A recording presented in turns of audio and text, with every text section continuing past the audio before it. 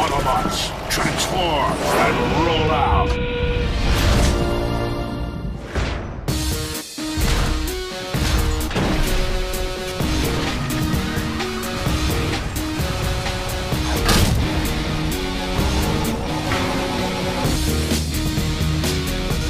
Huge, marauding robots transforming into vehicles fighting over the fate of the world boil down to the simplest corners of good and evil. So simple, so pure, so awesome, and so seemingly easy to transpose into the realm of video games. With the blockbuster summer movie looming, who wouldn't want to start revving their engines and downing some Energon cubes a little early? Transformers the game is here, and it's mediocrity in disguise.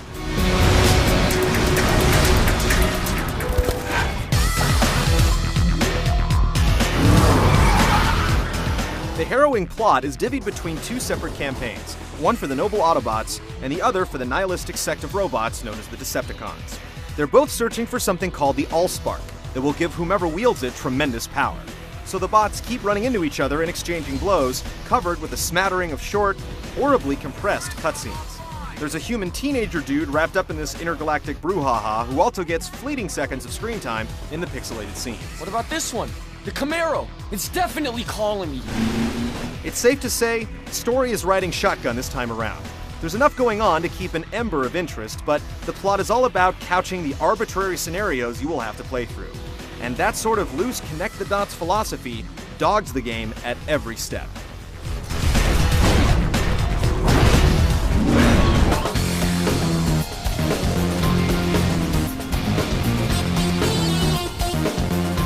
Transformers is wrapped in the now familiar open city, where a Transformer can go around and goof off until heading to the next green beacon on the map to further the plot. The city is filled with a lot of areas to explore for little collectibles and not-so-hidden tokens to unlock content. But other than getting your Godzilla on and having a cathartic experience leveling the suburbs, there's not much else to do but replay past missions, or one of the few sub-missions, which play just like the other missions but without the plot. Each mission sets you down as one particular Transformer. The missions vary, but all come down to destroying all the enemies in one point, racing to a spot, or destroying a certain item which is in a specific spot, guarded by some enemies. The Decepticons campaign gets a slight nod with missions where you can just destroy stuff in the name of progress. The Autobots get a demerit for underutilizing Optimus Prime. The Mack Truck Daddy doesn't get a lot of screen time. Now, the big open city isn't the only setting, so you'll get a GTA playground in an underground military complex, and it just feels lame and tacked on. The game is woefully short, with each campaign's hours counted on one hand. Just when you become familiar with an area's layout, it's off to a new one.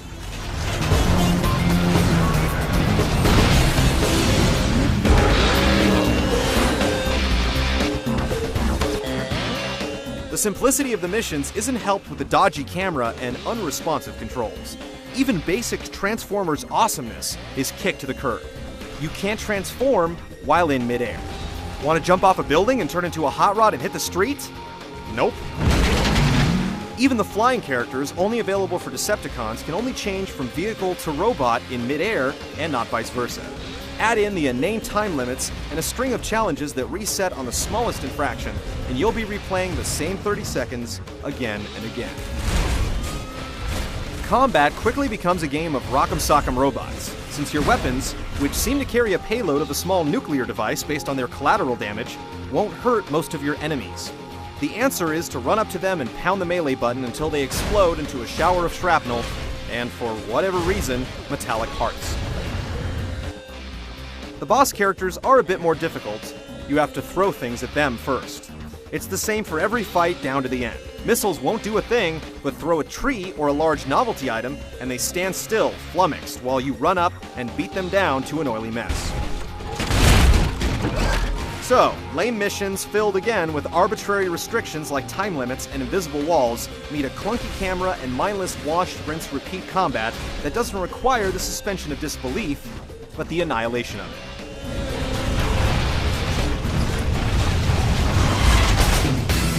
This game has a decidedly more GoBot feel than Beast Wars. There's some joy just messing around the city, and the destructible environments are great. Kicking an ambulance and swinging a giant wiener are fun, but all the good stuff sits outside of the real game. Transformer fans can put on their AllSpark sunglasses and stomach this one, but everyone else should pass.